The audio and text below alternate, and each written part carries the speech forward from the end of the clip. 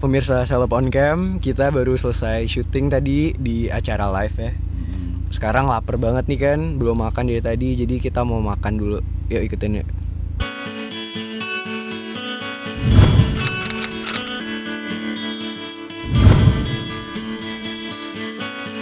Dua-duanya trendy, bertubuh atletis, dan sama-sama berwajah ganteng. Kira-kira beginilah gambaran Ivan Fadila dengan anak sulungnya, Verrell Bramasta, yang telah tumbuh menjadi seorang bujangan.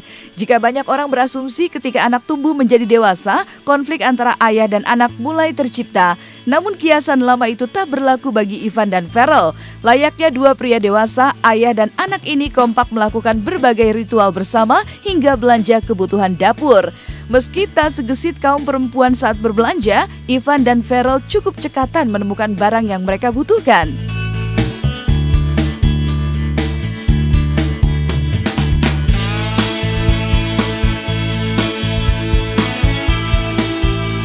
Ya pemirsa Seleb on Cam, sekarang kita udah sampai, tapi sebelum makan malam, kebetulan di rumah udah pada habis makanan di kulkas. Makanannya Verrell, makanannya Atala, kayaknya kebetulan ada supermarket di sini. Kita belanja sedikit keperluan anak-anak nih karena salmon sama adiknya pesen minuman-minuman katanya kan untuk ditaruh di kulkas. Daging, apalagi ya, makan.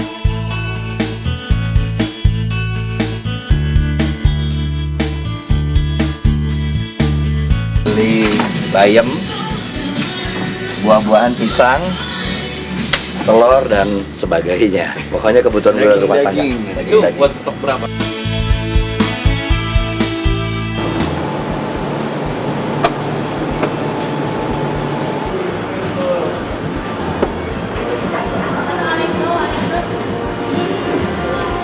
Jadi sedikit tadi ada celah untuk belanja, ya belanja. Kebetulan memang pada habis semua, terutama makanannya Verrell nih, daging-dagingan, kan dia sukanya salmon. Kalau Atala dia sukanya steak sama pastrami. Jadi ya itu yang beli sama sayuran dia tadi, bayam, wortel, tomat gitu.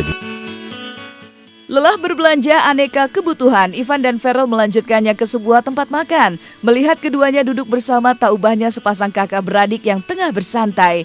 Namun dari semua kesamaan itu, nampaknya selera makan Ivan sedikit lebih sederhana dibanding Verrell yang menyukai makanan yang mengandung banyak protein. Lihat saja bagaimana Verrell melahap 4 porsi sate berikut 1 mangkok bakso. Sementara Ivan hanya mengambil beberapa tusuk sate milik Verrell. Lantas, apakah usia yang membuat Ivan menjauhi makanan yang dianggapnya bisa memacu kolesterol tinggi ini?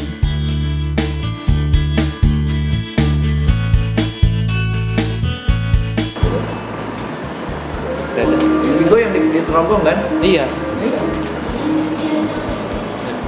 Jeruk.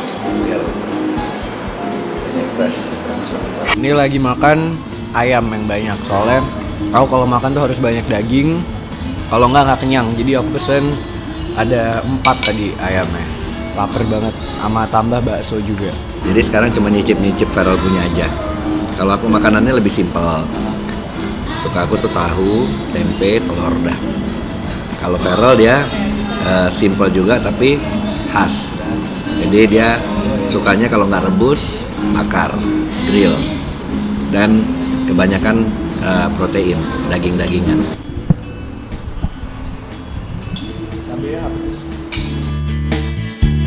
Memiliki anak yang memasuki usia remaja bisa dibilang susah-susah gampang. Perbedaan zaman dan sudut pandang antara orang tua dan anak bisa menjadi pemicu ketegangan antara ayah dan anak. Sadar jika tuntutan zaman berpengaruh pada gaya hidup anak laki-lakinya, Ivan pun berusaha memberi hadiah sebuah mobil sedan sport berharga fantastis, tepat saat Verrell berusia 17 tahun bulan September lalu. Bahkan mobil yang sengaja dikhususkan bagi Verrell itu terpampang nyata di plat mobilnya yang bernomor cantik. Di usia Sweet 17-nya, Verrell memang telah sah untuk memiliki SIM. Namun melihat harga mobil sport pemberian Ivan, apakah tidak terlalu berlebihan bagi seorang remaja? Terlebih mobil ini belum seutuhnya lunas. Ini juga kado ulang tahun aku pas umur 17 ya. Belum lama, jadi nih plat nomornya emang aku yang minta.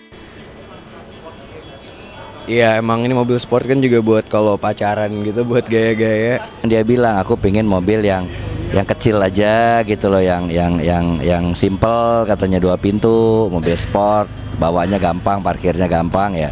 Ya udah, saya pikir modelnya juga unik ya, saya beli. Kebetulan emang pas ulang tahun dia gitu loh, saya beli sebelumnya. Ya saya bilang saya kerja mencari nafkah untuk siapa kalau nggak untuk anak-anak.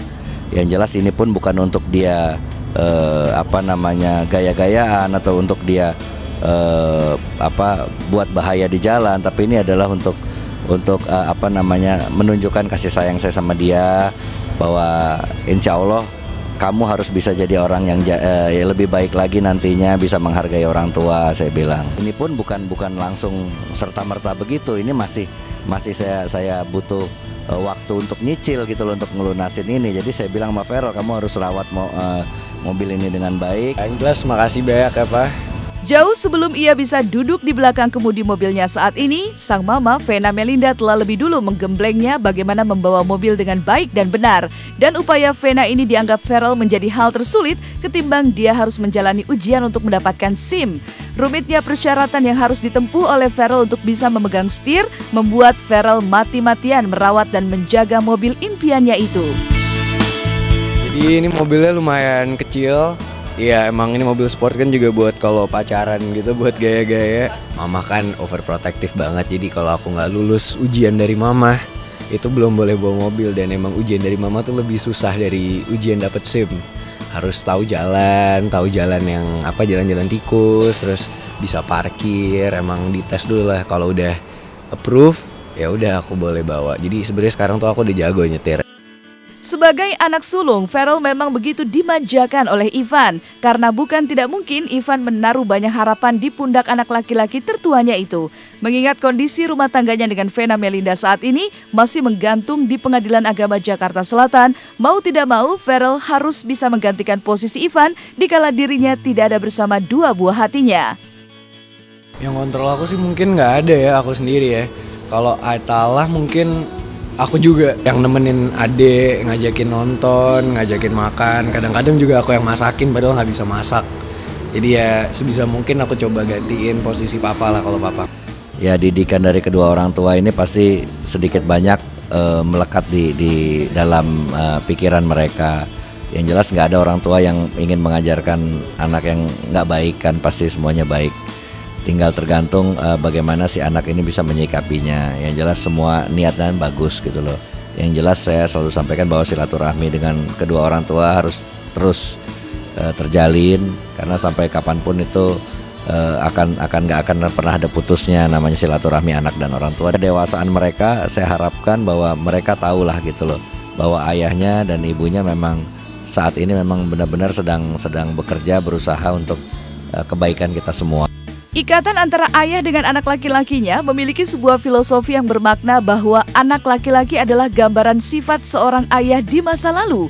Lantas, apakah sifat jahil komedian Sule juga mengalir pada putra sulungnya Rizky yang mulai menggeluti dunia entertainer?